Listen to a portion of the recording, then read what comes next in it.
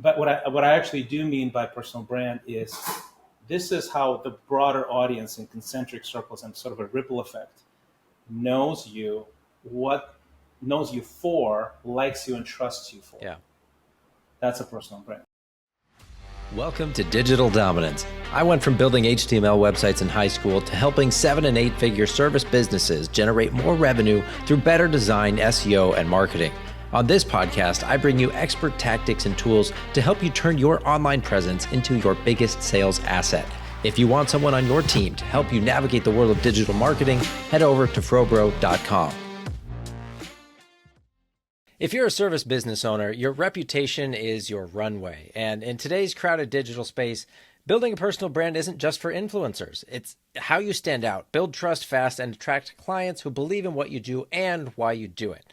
My guest today is Christian Ray Flores, high-performance coach, entrepreneur, international recording artist, and founder of Exponential Life. He's helped purpose-driven entrepreneurs, founders, and creators build brands that are deeply aligned with their values and wildly effective in growing revenue and reach. So in this episode, we're going to dive into how your personal story can become your greatest business asset, how to align faith and identity with marketing and leadership, and kind of what it looks like to build a brand that's both profitable and purposeful. So welcome to the show, Christian.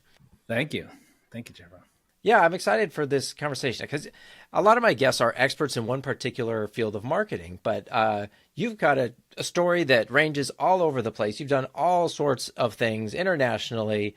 And so I'm really curious to hear from you kind of how that ties into what you've done and how you've used that in building your personal brand. I think it's one of those things that on paper it looked for a long time, even for me, as a huge disadvantage, right? So I grew up. I was a child refugee when I was 5. I grew up in third world countries, oppressive regimes, that kind of thing, and so that's a massive disadvantage on paper. But when you are an outsider everywhere you go, that sort of very human desire to fit in that all of us have, right, becomes less of a thing you can lean on and maybe sometimes hide behind. And so it ended up being a blessing, a massive blessing, because at some point, that very slowly, I don't think it was like this massive aha moment, but very slowly I realized, look, even if I try to fit in, I can't fit in. I might want to, I'm going to stand out then. And so slowly it became sort of this, when you're a teenager, you start dressing a little bit more flashy. I mean, like you could see me a mile away, the way I dressed, that sort of thing. But then eventually gets deeper into expertise when you hit the sort of, you're in college, hit the professional life. And I realized there was this turning point in my life where I could have gotten the way of everybody else that got a master's degree in economics, which was my major. Mm-hmm. Or I could do music. And I never went to school for that, but I was pretty good at it. And of course, on paper, again, the probability of success is like pretty close to zero, right? And that's where I discovered personal branding. Is that you go, I just knew how to stand out, how to package something, how to create something that's cool, interesting, funky. It like makes people smile and dance and clap and still relate. So it's this combination of uniqueness and relatability where you write a song that sort of catches the moment, right, of a generation. And that was sort of where the magic happens experientially, because I think everybody knows what a personal brand is. Everybody wishes they had one. But what I think most people don't understand is how experiencing the step-by-step of that can change your life. Yeah. Well, and it's interesting you said that, everybody thinks they need a personal brand. I would disagree and say that's more true today than it has been in the past. But I think there's still been a bit of misconception out there that personal brand means becoming some kind of social media guru or making dancing videos. But the way you've described it, obviously, it's not that. It's more about taking what makes you unique and kind of standing behind that and letting that be the thing that draws people to you. that. No, not at all. Yeah, you're absolutely right. I think there's a stigma attached to it, right? Because it feels Right. self-promoting. It's sort of associated with that influencer thing where you sort of dance to a trending audio in your kitchen kind of thing, right? But what I actually do mean by personal brand is this is how the broader audience in concentric circles and sort of a ripple effect knows you, what knows you for, likes you, and trusts you for. Yeah. That's a personal brand, and obviously, I think most people would love to have that. Um, and I guess what I was addressing is that you think it's sort of imitating something that is succeeding already, but in actually it's not that. It's authenticity attached to expertise. Hmm. You know, so that's where the it's such a nuance and such a like you're on the edge of a blade kind of thing, right? Yeah. So for me, for example, with the example of music, I was doing something that no one else was doing because that's what I liked. So it's deeply authentic, but it was so risky because the market that I was serving, this was in Eastern Europe, like 15 different countries. That sort of music was not common. I just had this feeling that what I like will resonate, and because I like it, I'll do it well. And if I do it really, really well, it will Hmm. resonate, right? So there's always this risk, and I think people, even that people that try to create something of a personal brand, they start copying, and that's not the way to go. Right. You need to find that, okay, how can I serve with ideas that are actually in demand, but also do it in a way that is extraordinarily Right. unique. You can't copy someone else's personal brand because it's personal to them, not to you, right? So you can learn from them, but obviously yours should look different if you're doing it right. That's right. Yeah. Yeah, and it's interesting. I think there's a transition period, right? Because we see the people that are already established with a personal brand. We do look up to them and think they're great and want to be like them. But if we look at our friend who's starting to build his now, and you're like, well, you got an ego? Why are you on camera all the time talking about yourself? Right? And you got to get past a certain point before people, I don't know, accept it or embrace it, or before you get comfortable with it enough to where it just clicks, or kind of all of the above. It's all of it. Yeah, it's all of it. It's all of it. It's you have to do it for a long time, Yeah. there's all these adjustments. First, I think, is the adjustment of what are they going to think of me? I'm a serious person. I'm a professional. Here I am recording videos or posting something online, and you have to just get over that. Bottom line Yeah. is, right. If you don't publish, you're not going to be you're going to be Right. invisible. That's just the bottom line. But then beyond that, okay, what's my focal point? Is it ultra niche, broader niche? And it's really, honestly, I think when that gets a little bit repetitive and almost cliche, the niche Hmm. discussion. I do think it's really more about your opinions about a specific thing. I think that's a better focal point than a niche, because you're already niched. You know what I'm saying? Like By being yourself. you already, yeah. By being yourself, you're niche. So if you could just speak authentically, strongly, powerfully, boldly about the things you have expertise about and really strong feelings about, it translates.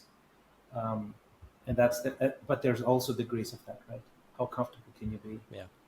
We all feel very insecure about the things that we have to offer, all of us. Probably dependent too on how you're raised and if you've been told like this is the path you're supposed to take. And at a certain point, you've got to decide, okay, is that me?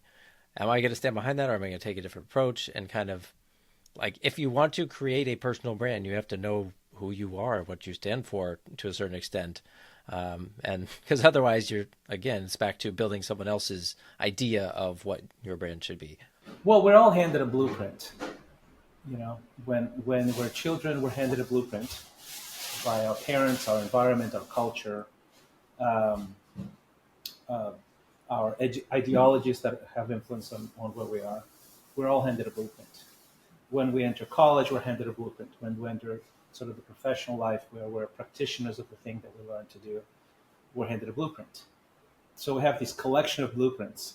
And that's actually a good thing because these are the guardrails for a person to reach some sort of mastery. And I think the trick there is there's a certain point where you have to you have to just burn the Hmm. blueprint and then create your own game. And that's when a personal brand actually flourishes.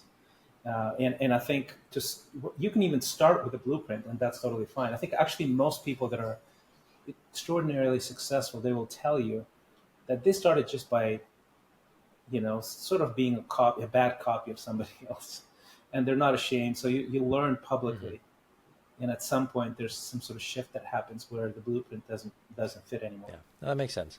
So here's another question. You've said, build from your edge. What does that mean? Well, it means that you are a collection of experiences, preferences, insights, um, that can be, if you know what these things are and you can sort of integrate them into your expertise, it gives you a superpower. Right? So I'll give you an example. I grew up all over the world. I speak four languages. I have sort of a cultural awareness that is unique to me. I have a sort of even language expertise and insights and nuance that is unique to me. I'm an immigrant. English is actually my fourth language. Uh, and it doesn't mean it's a disadvantage. It's just a different way of processing Hmm. language. Uh, my expertise with performing on stage gives me a layer. My expertise with speaking publicly in the business realm gives me a layer. My expertise working with tech startup founders gives me a layer of insight. My expertise working with artists and Olympic athletes gives me a layer. So all these things are usually sort of put away almost like as bullet points in a Hmm. CV, right? And that's the biggest mistake. What we need to do is we need to grab all this stuff and process it well, and integrate it into the very fabric of what we do. And that's where the magic happens, And that's exactly what we do when we coach people. It's like it's extraordinary how much treasure there is that is completely not Yeah. mobilized to serve you and create who you are. So don't keep it siloed, but overlay it, right? Yeah. Oh, totally. It's just too familiar it doesn't feel valuable to people. Yeah. So what we do as part of what we do in the first 3 months of taking a person from no personal brand to a personal brand concept and a business model attached to it in 9 weeks, the second step is defining the edge and integrating it into like the business offering. Okay. So then I know you do a lot of coaching for founders and high achievers from all kinds of backgrounds. Obviously, you've got your process for doing this, like you just talked about. Um, so personal story obviously plays a critical role in the business success when you approach it this way.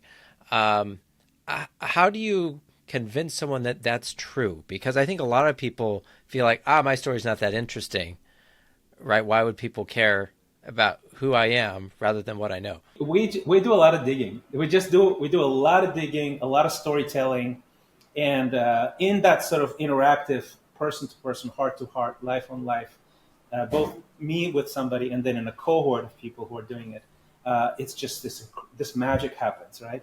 People start telling stories and what they do, what their passions are, the stories that sort of defined them, redirected their lives, and we do a lot of this sort of digging that is. It seems a bit almost like ethereal, but it's actually super concrete when it crystallizes into something new. And then we go, okay, here's how I think it goes together. What do you think? And it goes back and forth until it almost like this mosaic comes together, right? And people go, "Oh my gosh, this is crazy! I can be completely, without Mm-hmm. competition. This is just how I do this thing that I'm really good at." And how do you help people? So once you've kind of drawn that out, right? How do you help people communicate their value without turning into a caricature of themselves? Well, we teach them how to make offers essentially, right? And an offer, it's almost like it's not a business. An offer is just one solution to one problem. And I think it's almost like the best building block, because when you start seeing, okay, here's my expertise, my personality, my insights, I based on that I can sort of, if I can fill in four P's, right? What is the problem you solve? The persona you solve it for? What promise can you make to them? What process did you take them through? if you answer those questions, we sort of basically massage it into those questions, and that's like this foundational exercise of of not being a person who is good at this, but making an offer that is very, very specific as a solution. And that offer, then you can create pricing around it. You can create all kinds of dimensions around it, business models. It could be directly monetizable, not directly monetizable. It could be entrepreneurs who start a new thing. It could be intrapreneurs who start something within the company they're in, within their career path. It could be socialpreneurs, people who have leading a nonprofit. But once you start seeing the ability to solve problems as offers, and there's all kinds of ways to do it. It really changes the game. I have this physics professor who wants to do this new thing in this sort of next season of life, right? That is a YouTube channel with a specific focus. But once he learned about what offers are, how to think of it, he realized that he can actually make an offer even within. He's a tenured professor, very respected, within his current gig, right? And then he actually broke it down into a lecture series, and he goes, "Oh yeah, the lecture series can be an offer, and it can be probably 5 times more engaging to the students that come into the lecture." So once you learn some of these blueprints, it's hard to unlearn, and you start seeing everything through those angles, and it's pretty That exciting. yeah.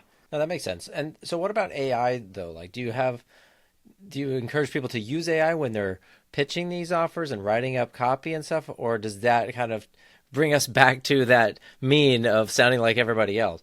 Oh, absolutely. Oh my gosh. If you don't use AI, you're just dumb. Like, I'm sorry. Like, you don't understand that everything has changed forever. Yep. Like, it's not even a question. Like, we shouldn't even be asking. We should be saying, okay, what AI do I focus on? How do I use it? How do I amplify what I do? But I think sometimes professionals extraordinarily gifted. They're maybe not even one step behind with AI, because AI is sort of pulling us forward, right? No one is actually even fully current with AI because AI is like accelerating. But I would say they're 2 steps behind even AI, right? Because what happened is, with the internet, we can learn Hmm. anything.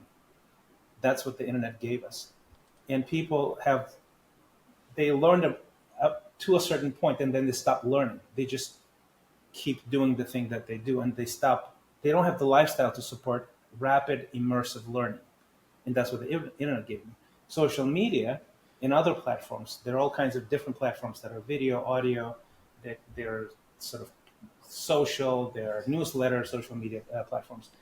It gave us the ability to actually reach anyone anywhere.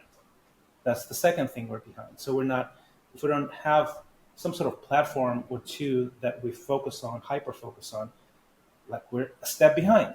Like, that's not optional, basically, if you want to be known. And then the third step is AI, which basically gives the ability, like, you needed a team of 5 or 6 people just 2, 3 years ago to do the thing that you can do through AI with 1 or 2 people. So, like, you can have $1 million companies with a team of two easily through AI. So it's not even, we shouldn't be asking those questions. The question we should be asking is, which way do I learn? How fast do Yeah. I integrate? Well, I guess the bigger question there is how do we use AI and still be human and relatable? Because I think a lot of the content that it spits out, we can tell it's from an AI bot. Oh, absolutely. Yeah. And that's a good question. That's actually the solution to not be irrelevant because of AI is to be the most you can possibly be. That's Hmm. just it. Everything that is AI, by definition, it can mimic creativity, but it cannot be creative in the purest sense of the word, Right. right? Because it's a composite. It's a composite, Yeah. right? It basically draws from the human experience. So it can actually write a great book that has been written, quote unquote. It can write a book that has been written, maybe just slightly off to a degree or two, but it cannot write a book that's never been written. Hmm. It just Yeah. can't, There's because it's not in its right. nature. It's Right? not how it works. It's not how it works. Yeah. So I think so many jobs are going to be eliminated at a very fast rate through AI. I mean, it's happening already right now. White collar entry level jobs Yeah. gone, like 80% gone, which is puts some people at a huge disadvantage. And then it goes after sort of everything that is sort of in the quickly programmable, scalable way, reproducible way. So everything that's mediocre will be Yeah. replaced.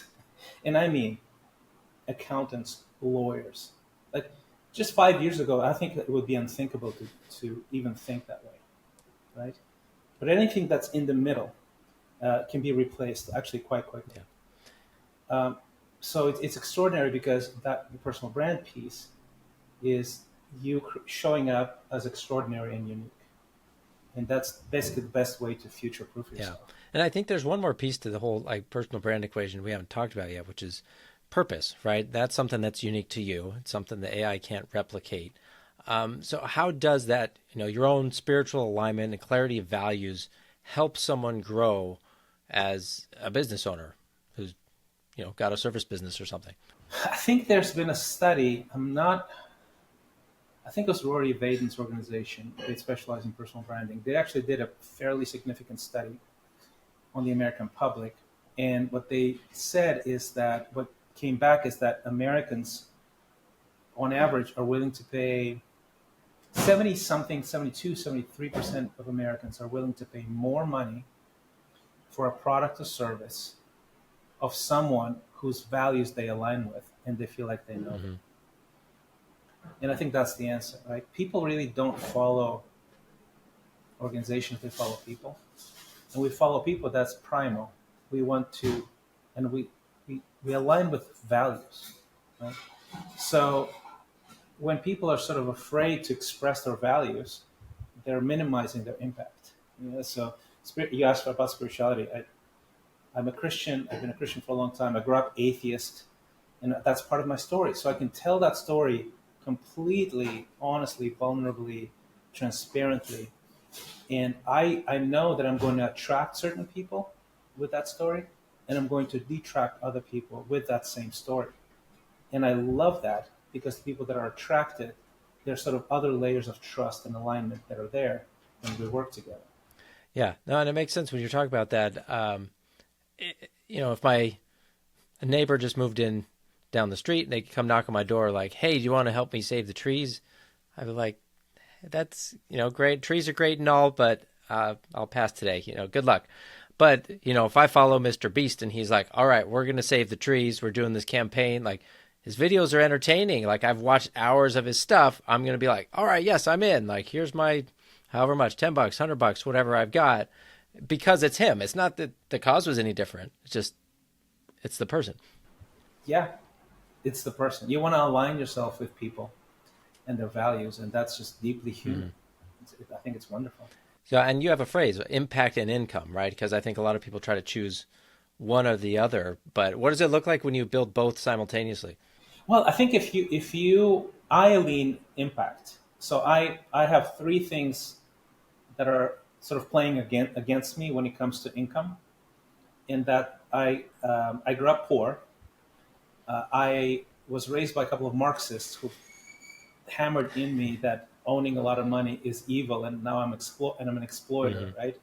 I'm a bourgeois, and also I'm a Christian, and the Christian church actually has an interesting sort of gap, like between the prosperity gospel and the poverty gospel, and between there's like silence. There's just not a lot of teaching around prosperity, actual healthy Mm-hmm. prosperity. So I have these three things going against me, and my whole life has been sort of crooked. Like I go towards cause, not towards commerce, too much, and I really truly believe that that's a terrible thing, and I fight against it. Like I have to fight against it because it's in my bones. But I think if you have the right combination of, hey, I want to serve people, I want to matter, I want somebody else's life to be better because of me, because of the expertise that I bring, the care that I bring it with, my angle, my approach to it. Um, but that's not going to really scale or actually matter or have actual impact in the long run. There's no ripple effect if there's not fun. If it's not funded by income and Right. some sort of commercial engine that amplifies it. So, it's just over and over again. I see people like myself, So I've been working on this for ages where I go, no, no, no, no, no. It's not just impact, it's also income.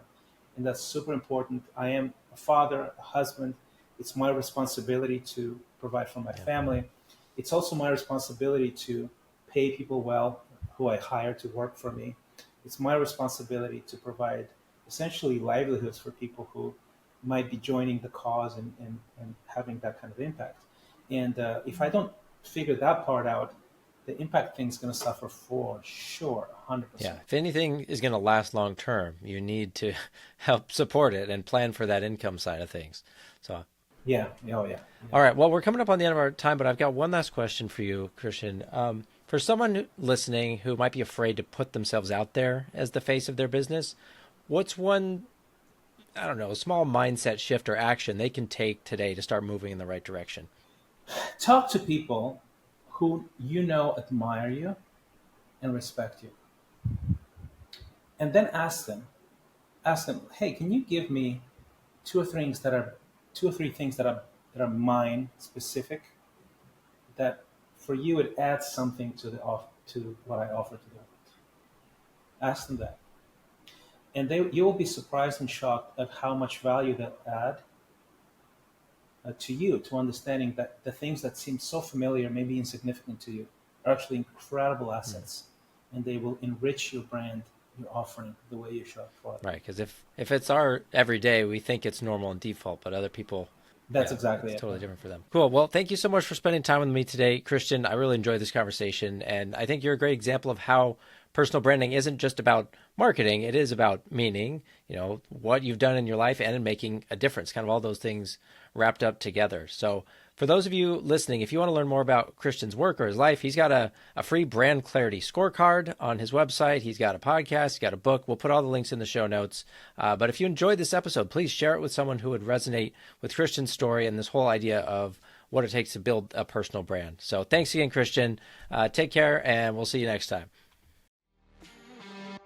Thanks for listening to Digital Dominance. If you enjoyed this episode, would you do me a big favor and leave a review? It really helps more service business owners discover the show, fix their websites, and grow their businesses the right way.